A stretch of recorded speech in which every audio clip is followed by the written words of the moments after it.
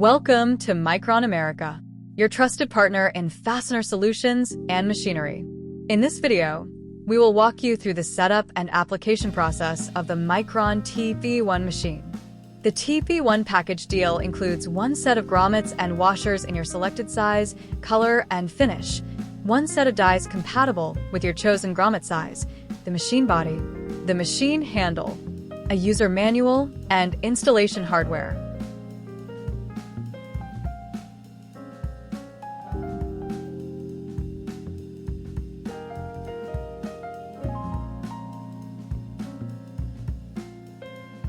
Begin by removing the screw on the tap part of the machine using the provided hex key. Next, position the machine handle. Align it with the screw hole, insert the screw fully, and tighten securely. Using the provided bolts and nuts, you may optionally secure the machine to the table through the two mounting holes at the base. Next, place the lower die into the lower die holder.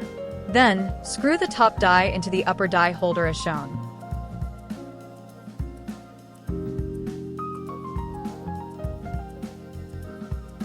Using the same hex key, tighten the screw next to the bottom die to secure it in place.